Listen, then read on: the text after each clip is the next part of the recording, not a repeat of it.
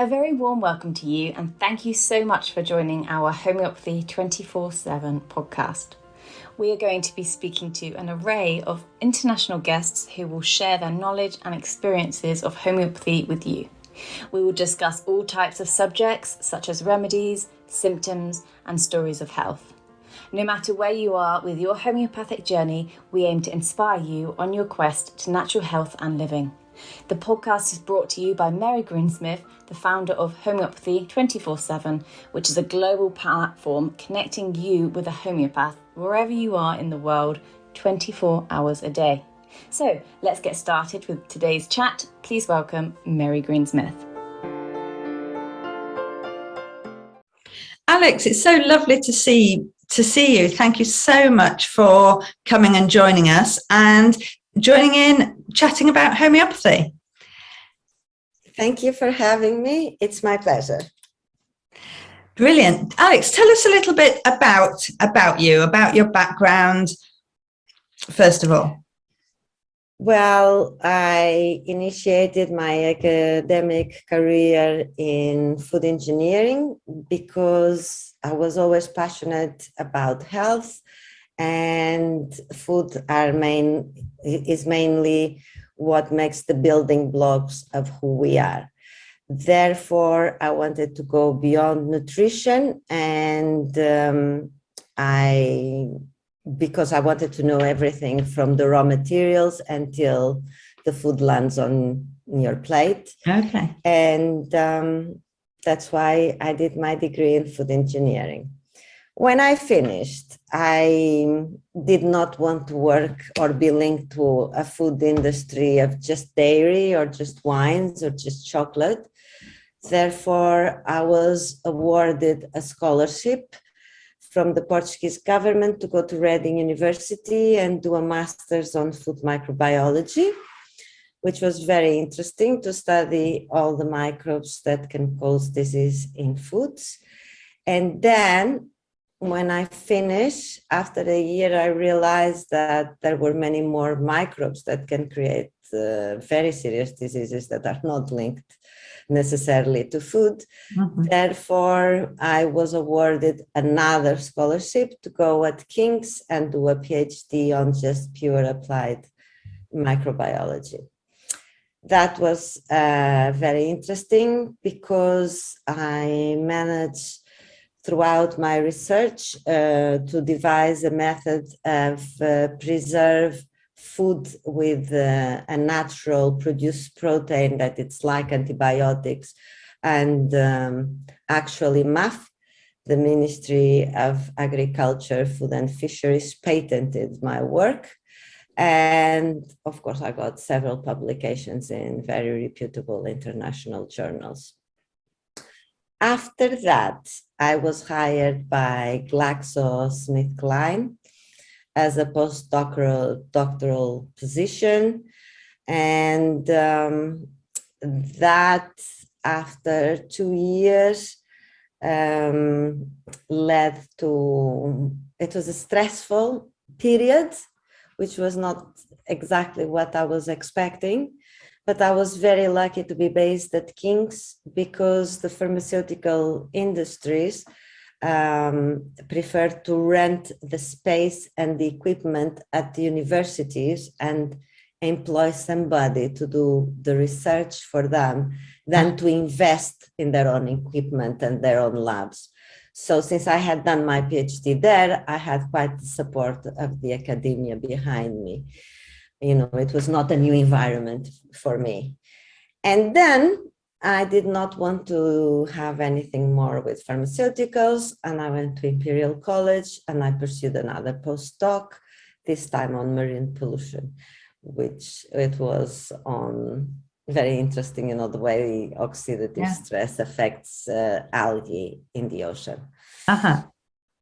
And then I got pregnant. And then I knew that I did not want to pursue the conventional way, and I did not really wanted to use chemicals on my children. And being a scientist, I embarked on this journey of pursuing the best approach to health, and that led me to homeopathy. And as a scientist, it made completely sense to me. So I don't understand still today, how can people say that homeopathy is not a science? Because it's definitely a science and an art. And so I went back to study, and I graduated with the British Institute of Homeopathy. And then I lived in Greece, and I studied with George Vidulkas for 3 consecutive years in this island in Alonissos. Yeah. Yes. Wow. And I never looked back.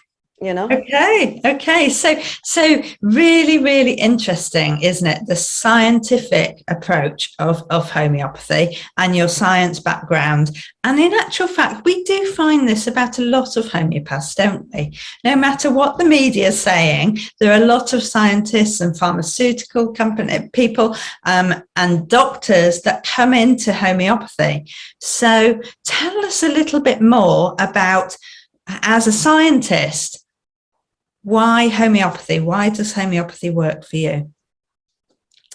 Why does it work for me? Because it's based on fundamental laws of nature that are pillars, and these laws are immutable because they are laws of nature. They are exactly like the law of gravity, that unless another planet explodes and destroys the forces of gravity that we enjoy on Earth, the gravity law will remain the same under the same circumstances. So, it's as strong as that.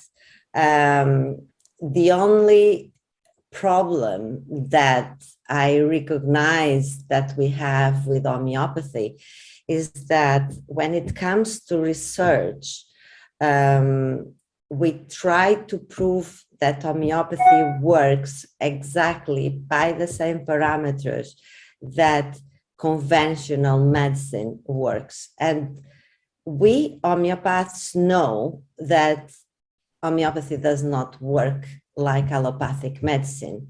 Yeah. We do not treat diseases, we treat the person that is suffering from the disease.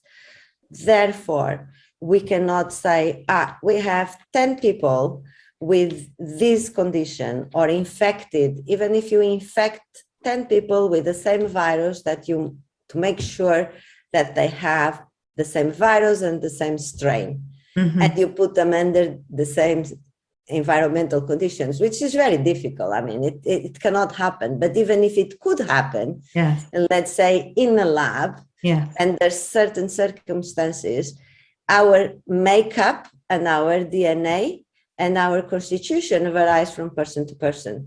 So they're going to elicit different symptoms. So they're going to need different remedies. In allopathic medicine, you have an inflammation, and you have 10 people with the same type of inflammation, and you give an anti-inflammatory, and then you measure how effective the inflammatory was in terms of pain and other parameters. So then you measure the anti-inflammatory effectiveness in terms of pain and other parameters. This cannot apply to homeopathy. And in any scientific experiment, what we need in science to make a publication and to prove a theory that we propose is that we have to have reproducibility. We need to do the same experiment again and again and again and get consistent results. So even if we use the same person and we would infect it again and again and again, so, most probably the same person would would express different symptoms. You can have a flu and you have certain symptoms, and then you get infected again, you have another flu and the symptoms are different, and you're going to again need a different remedy. So the mistake we have been doing until now is to try to prove that homeopathy works within the same parameters that conventional medicine uses. But if we have a different approach and we don't use humans, but we can use other organisms that we can clone and put them all under the same environmental conditions, and they are microorganisms, and we do not have an ethical problem of killing them or anything like that, Okay. it would be easier to prove what we are saying. But having said that, we have more than 200 years of clinical evidence that homeopathy works. So it's more to prove in the scientific world what we already know. So are you saying that actually what we need to do first is prove that our basis works for everybody being individual and experiencing the symptoms differently? Is that something that the current method of scientific, the way that it's recorded, is that something that just doesn't fit and needs to be redone for homeopathy or for natural healing? Absolutely, because, even because we know that the same remedy will not fit everyone. Usually the trials are done with children that suffer from earaches, and you pick up 5 most common remedies. But in these populations are small populations, first of all.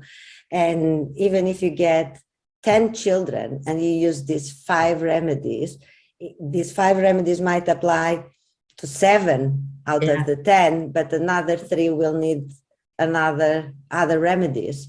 So we cannot use people to begin with.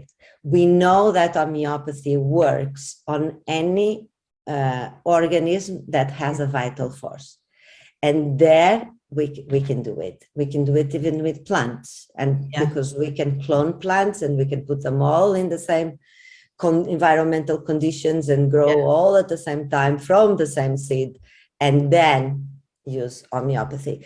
Even more, if we want to go into diseases, we can infect bacteria with virus or with other bacteria and then prove there again and again. And here we can repeat the experiments consistently.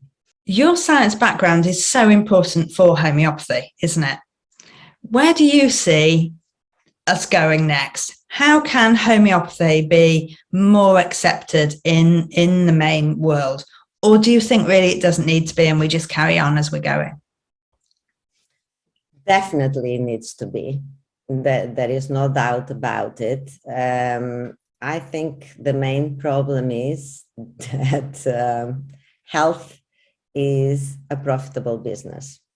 And therefore, you will find money to be invested on something that almost 90% for sure that will give you a big return.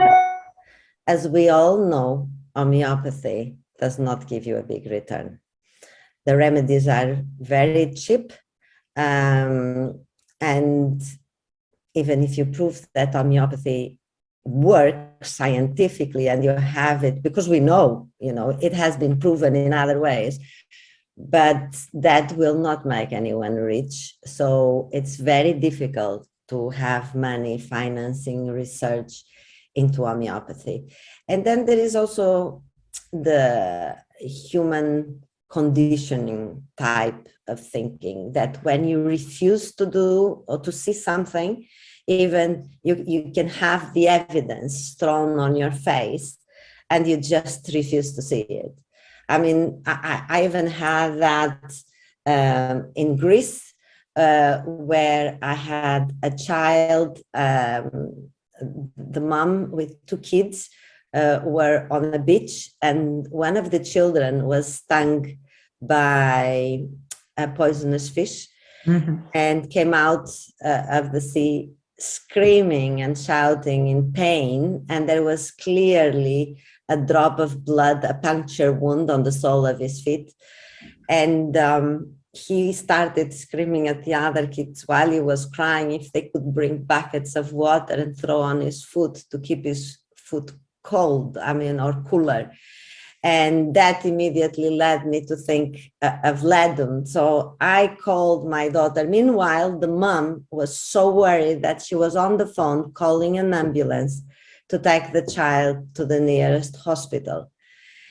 And because my house was nearby, my daughter came, brought the remedy, and within 5 minutes, he stopped crying. Within 10 minutes, he was fine.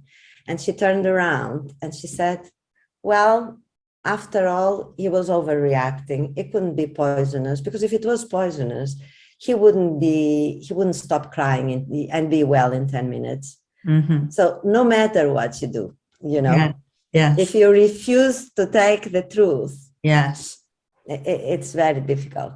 Yes, you kind of have to be ready for that, don't you? Ready for the whole concept of homeopathy. So you must find that a lot in your practice, because you have quite a wide-ranging practice, don't you? Helping owners of animals, helping people, helping children, and in various countries as well. Yes. While I lived in Greece for many, many years, I was involved with the rescue operations, mainly of horses and of dogs. So it was amazing to see, and very rewarding to see how animals respond so well to homeopathy. Mm-hmm. And as well, I find out that with animals, they are quite clear on expressing the symptoms, what they are feeling, although they cannot speak and say what type of sensation, but you can see by the way they act and by their body language.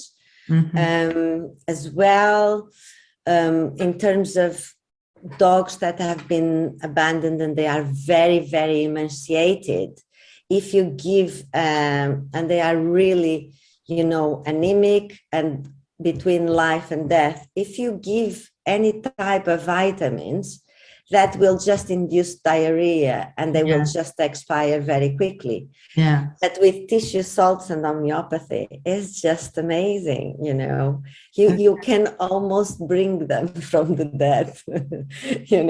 It's unbelievable what you can see and what you can do with homeopathy, as long as you have the right prescriptions, of course. But it's very, very rewarding. Yes.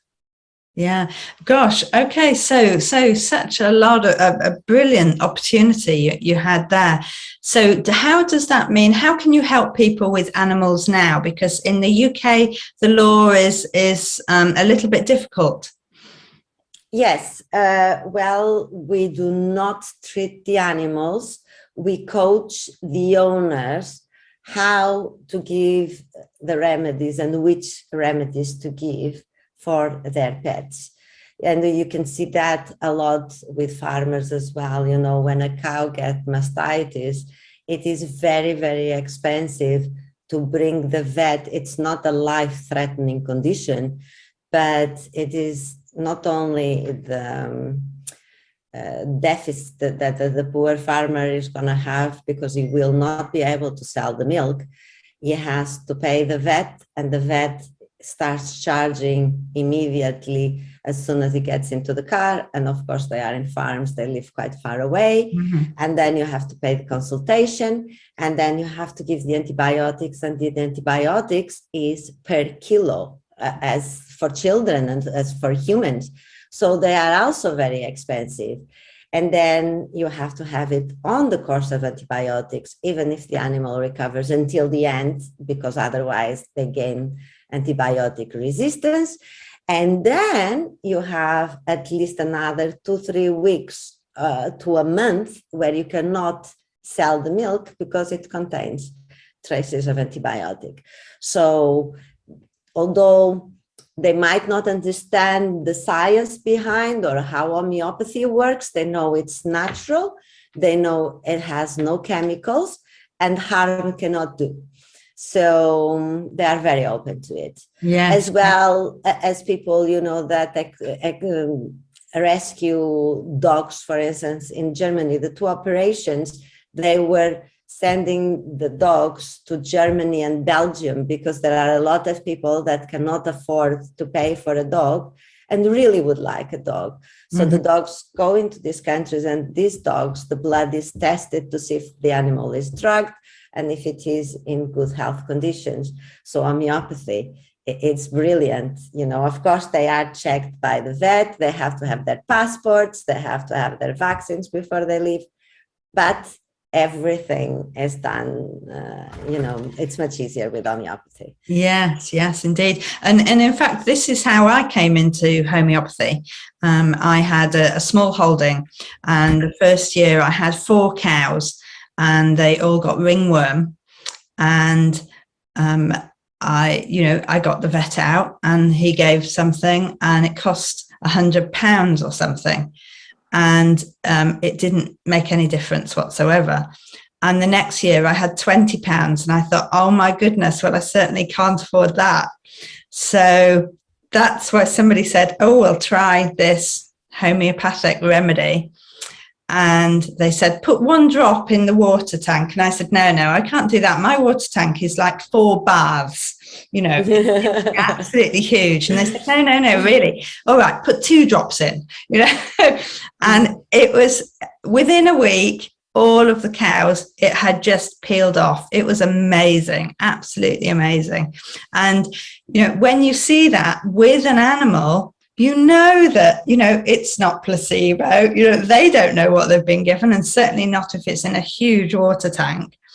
Exactly. No, I know. As much as they love you, they would not be induced by seeing you putting a drop in their water tank or whatever it was, I know animals are newborn babies again, you cannot claim it's a placebo effect. No. Amazing results we're seeing. And so I know that you've got a number of ways of helping people. And of course, you're on the Homeopathy 24/7 team. Tell me a little bit about some of the people that you help around the world. Oh, it's fantastic. I started blending really nicely, and I was very happy to have found homeopathy 24/7, because having lived in Greece for many years and having started practicing in Greece, when I returned to the UK, there were a lot of patients that wanted to stay and work with me, to continue with me. Therefore, I started working online since 2015. Okay. Then came COVID, and COVID, like everything in life, it has many bad things, but there is always the other side of the coin. So a lot of people started getting used to work online and do appointments online. And then I found homeopathy 24/7. So we managed to help people all over the world, and exactly as the name says, is 24 hours a day, 7 days a week, no matter if it is Christmas Day or what type of bank holiday. We are a very big team of 40 odd homeopaths in different parts of the world, and it was a vision that you have, and I'm sure that there are a lot of grateful people, especially moms, because it's a blessing if you have a child screaming in the middle of the night with a terrible earache at 3 o'clock in the morning, and you don't know which remedy to give, or you don't know about homeopathy, or you have given 1 or 2 and you don't see results. You cannot wait.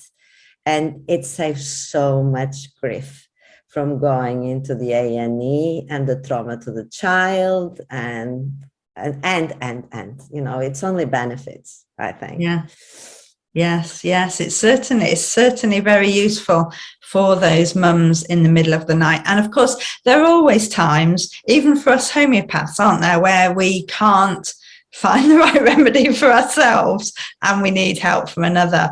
And I'm quite often saying to people, even homeopaths have homeopaths as well.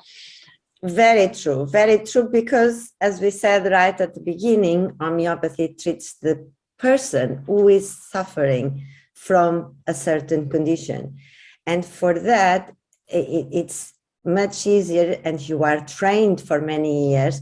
Homeopathy might be, the homeopathic remedies might be cheap, and you might be able to get easy access to them. Mm-hmm. But the truth is that homeopathy is very, very difficult. And it's coming from me that has done a PhD and several postdocs. It's not an easy thing. And you really need to go into uni, study for 4 or 5 years, put all your effort into it, and then years of practice. And still we fail. So it's very difficult to go out there and say, oh, I'm suffering from this. What remedy can I take for this? What remedy can I take for that? Under the circumstances, if we get a good bunch of symptoms, we can suggest 3 or 4 remedies. But in order to do a prescription, you really need to take the case properly to get a better chance, of course, to get the right prescription. Yes, of course. And I know that you have so much experience, specific experience, and you've helped a lot of homeopaths just going through 40 or 50 remedies just for a cough. So that's going to be another talk we're going to have another time, Alex. And we haven't even had time to talk about training with George Fatoukas, which must have been a great opportunity for you in Greece as well.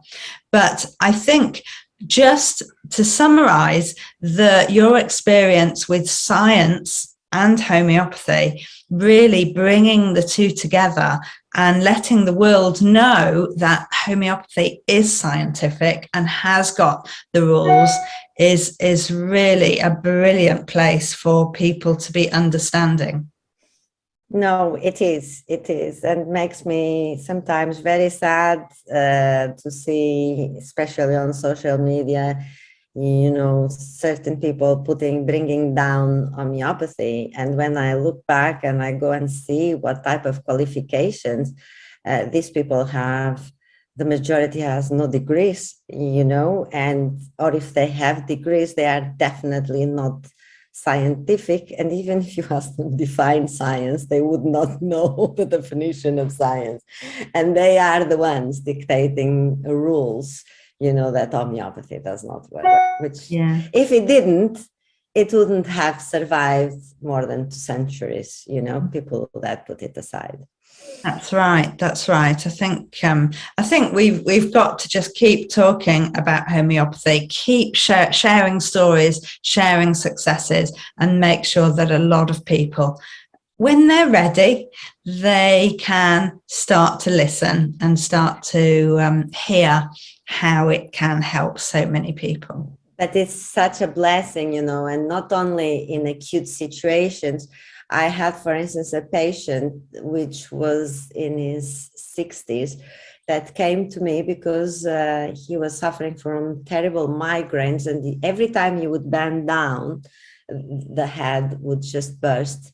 And this happened in the last 6 months. And he had gone to several doctors, not just one, and quite reputable doctors. And they told him that he had a deviation of the septum of the nose. And the only way of curing this, it would be with surgery. And then before surgery, when you are desperate, you try everything. And he didn't believe in homeopathy, they knew nothing about homeopathy. But he said, well, before I go to the knife, I have nothing to lose, And I gave him, I took the case, obviously. And to me, it did not make sense, because if you have a deviation from the septum and you did not suffer any accident and you broke your nose, the septum does not deviate suddenly in the last 6 months by itself. How come so many doctors were suggesting surgery? I think it's because they didn't have a better solution and they had to come out with something. Anyway, Cistus Canadensis solved the problem. And guess what? Put the septum back to place, because the headaches went away without surgery. And so it can really, really save you from a lot of grief in your life. Yeah, you're absolutely right.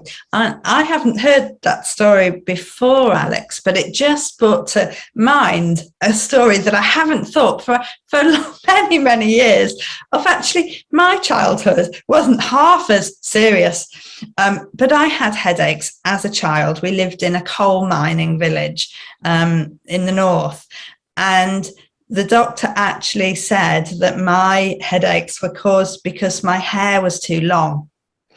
And no, it's serious.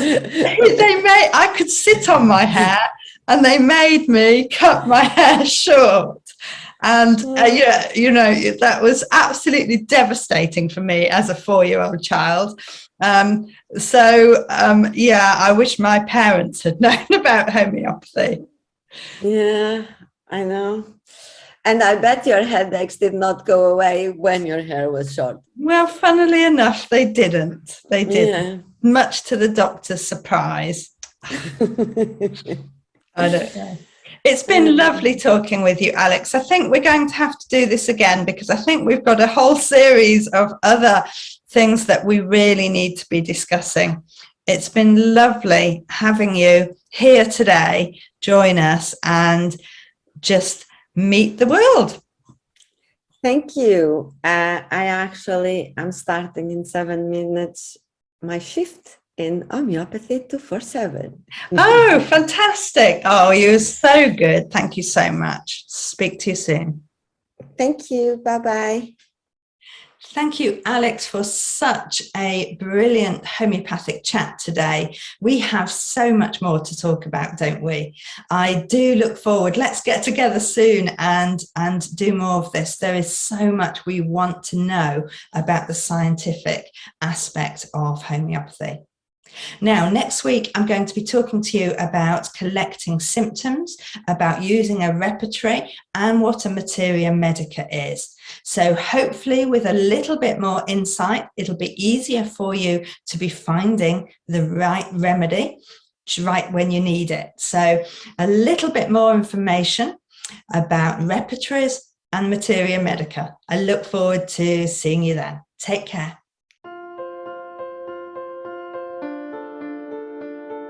We hope you enjoyed today's episode and look forward to listening to our next one. Please don't forget to follow our podcast on your chosen channel, and please do leave us a review so we can continue to share homeopathy with as many people as possible. If you do have any questions, please do reach out to us on any of our social platforms mentioned in the show notes. We at Homeopathy 24/7 hope to empower you on your natural health journey.